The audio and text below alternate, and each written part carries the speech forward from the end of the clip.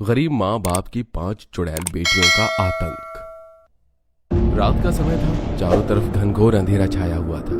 आसमान में जोरदार बिजली कड़क रही थी और हवा तो मानो आंधी की भांति चल रही थी। एक बड़े से पीपल के पेड़ के नीचे 5 चुड़ैल खड़ी हुई थीं, जिनके सामने एक बूढ़ी औरत और आदमी हाथ जोड़कर आंखों में आंसू लिए उनसे विनती कर रहा था। हम तुम्हारे सामने हाथ जोड़ रहे हैं, चली जाओ यहाँ से, छोड़ दो इन लोगों को। इन्होंने क्या बिगाड़ा है तुम्हारा? भगवान के लिए चली जाओ यहाँ से और वापस कभी मत आना। हम हाथ जोड़ते हैं तुम्हारे, हमारी इस विनती को स्वीकार करो। हम यहाँ से नहीं जाएंगे जब तक हम इन गांव के लोगों को खत्म नहीं कर देते। हम यहाँ से नहीं जाएंगे। ये आतंक इसी तरह बरकरार रहेगा। इतना कहकर वो 5 चुड़ैल अचानक गायब हो जाती हैं। आखिरकार क्यों ये इस तरह गांव में आतंक फैलाने की बात कर रही थी।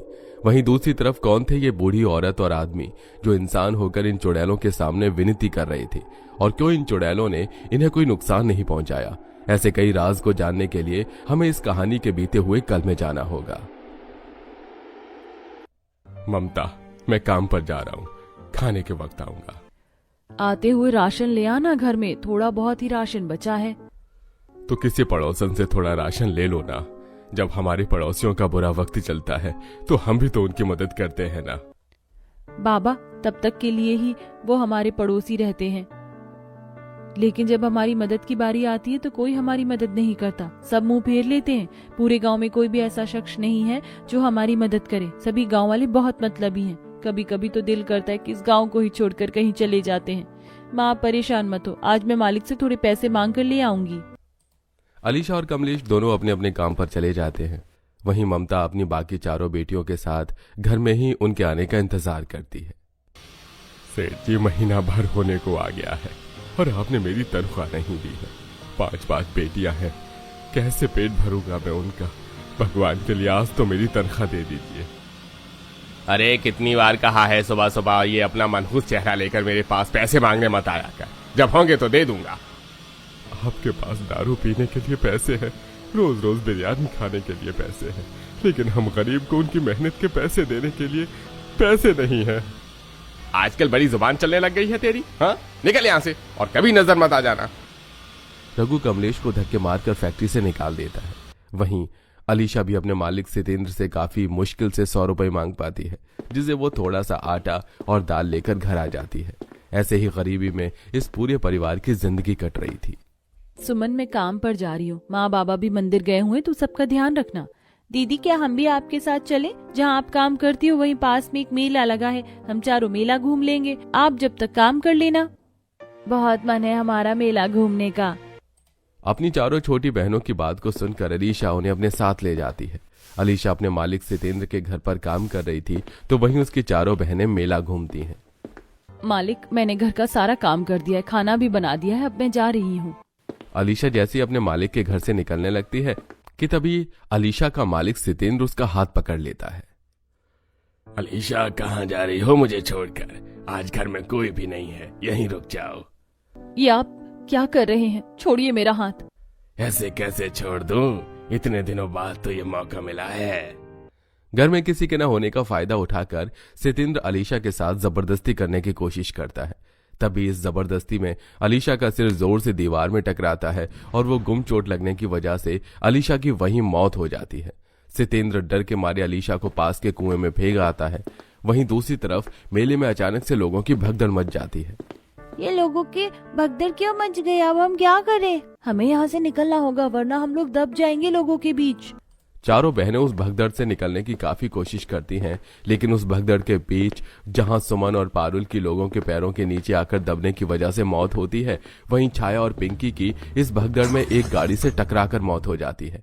देखते ही देखते 5 बहनें मर चुकी थीं और मरकर चुड़ैल बन जाती हैं। चुड़ैल बनते ही अलीशा सितेंद्र के घर जाती है और उसे तड़पा तड़पा के मार देती है। तेरी वजह से मैं मर गई, लेकिन देख, मरने के बाद भी मैंने तुझे छोड़ा नहीं।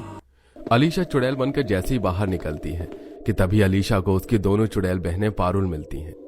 ये क्या, तुम दोनों भी चुड़ैल बन गई? आप भी चुड़ैल बन गई? हम तो लोगों की भगदड़ में गिरकर मर गए। तीनों बहन एक दूसरे को देखकर काफी दुखी थी कि तभी वहां छाया और पिंकी भी आ जाते हैं। ये क्या हो गया? हम पांचों ही मर गए। अब हमारे माँ बाप का क्या होगा? पांचों चुड़ैल बहनें जल्दी से अपने घर पहुंचती हैं। अपने घर में 5 चुड़ैलों को देख ममता और कमलेश काफी ज्यादा डर जाते हैं। चुड़ैल, हे भगवान, हमारे घर में क्या कर रही है? सुनिए जी, अब हम क्या करें? एक तो ना जाने हमारी बेटियां कहाँ चली गई। हम 5 चुड़ैल ही आपकी 5 बेटियां हैं, पहचानो हमें। एक एक कर वो 5 चुड़ैल सारी बात अपने माँ बाप को बताती हैं, जिसे सुनकर उन दोनों की आंखों में आंसू आ जाते हैं। हे भगवान, ये क्या हो गया? देखते ही देखते तूने हमारी गोद उजाड़ दी। क्या बिगाड़ा था हमारे बच्चों ने तेरा, और तुम 5 को अभी तक मुक्ति क्यों नहीं मिली? ममता, हमें इनकी मुक्ति की पूजा करनी होगी। बाबा, हमारी मुक्ति की पूजा नहीं होगी। अब हम उन सब से बदला लेंगे जिसने कभी हमारी मदद नहीं करी। हम किसी को नहीं छोड़ेंगे। इतना कहकर वो 5 चुड़ैल बहनें अब पूरे गांव में अपना आतंक मचाना शुरू कर देती हैं। आज तो कुछ ज्यादा ही देरी हो गई। घर पहुंचते हुए अच्छा हुआ मैंने ये छोटा रास्ता पकड़ लिया। गांव का एक आदमी साइकिल चलाते हुए जंगल के रास्ते से होकर घर जा रहा था। तभी सामने पेड़ की डाली पर पारुल और शिंग की दोनों चुड़ैल बहनें उल्टी लटक कर अचानक उस आदमी के सामने आ जाती हैं, जिससे वो आदमी साइकिल समेत नीचे गिर जाता है। चुड़ैल, भागो यहाँ से। कहाँ जाएगा भागकर? हमारे इन लंबे लंबे हाथों से नहीं बच पाएगा। आज आप नहीं, मैं इसे मारूंगी अपनी इस लंबी जुबान से। चिंकी अपनी लंबी सांप जैसी जुबान निकालती है और उस आदमी का गला जकड़ लेती है, जिससे वो आदमी वहीं तड़प तड़प के मर जाता है। ये मुझे जमीन पर किसने धक्का दिया? कौन है यहाँ? सामने आओ। मैं हूँ, बता क्या करेगी तू? चुड़ैल, ये हमारे गांव में चुड़ैल कहाँ से आ गई? अलीशा उस औरत को इतनी बुरी तरह से डरा देती है कि वो बेचारी कई हफ्तों तक अस्पताल में ही एडमिट रहती है। वहीं दूसरी तरफ 5 चुड़ैल बहनें गांव में इस कदर आतंक फैला देती हैं कि धीरे धीरे पूरे गांव में उन 5 चुड़ैल बहनों की दहशत फैल जाती है। कभी वो किसी की गाय बकरियों को मारकर खा जाती, तो कभी किसी के घर में आग लगा देती। अब तो इस गांव में रहना दुश्वार हो गया है। मैंने तो उनसे कह दिया कि कहीं और पर घर देख लो। कौन है ये 5 चुड़ैल जो हमारे गांव में इस तरह आतंक फैला रही है? ममता और कमलेश जानते थे कि 5 चुड़ैल कोई और नहीं बल्कि उनकी बेटियां हैं। उनकी अपनी 5 बेटियों को समझाने के लिए आज वो एक पीपल के पेड़ के पास जाते हैं और अपनी बेटियों को समझाते हैं, लेकिन वो किसी की नहीं सुनती और फिर से गायब होकर गांव में आतंक फैलाने लगती हैं। गांव वाले उन 5 चुड़ैल बहनों से इतने परेशान हो चुके थे कि अब वो एक तांत्रिक को बुला लेते हैं। गांव वाले कितने ज्यादा नादान हैं। तुम्हें क्या लगा हमें भगाने के लिए तुम तंत्र विद्या करोगे और हम भाग जाएंगे?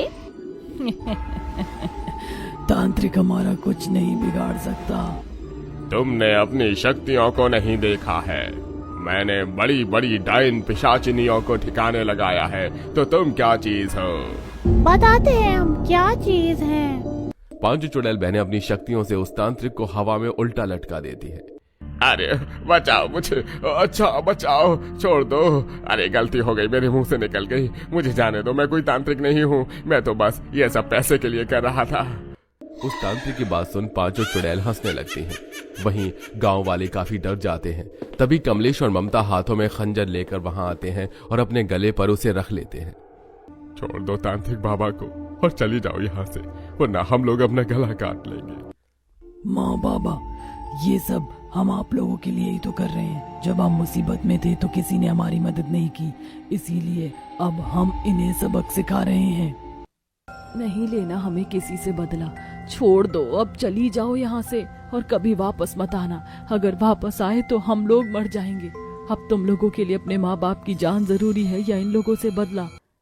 आप लोग ऐसा मत करिए, हम चले जाएंगे यहाँ से और वापस कभी नहीं आएंगे। 5 चुड़ैल बहनें उस तांत्रिक बाबा को नीचे छोड़ती हैं और हमेशा हमेशा के लिए वहां से चली जाती हैं। वहीं ममता और कमलेश भी गांव छोड़कर कहीं और चले जाते हैं और उस दिन के बाद से न तो गांव वालों को उन 5 चुड़ैल बहनों ने परेशान किया और न ही उन लोगों को कमलेश और ममता का भी कुछ पता चला।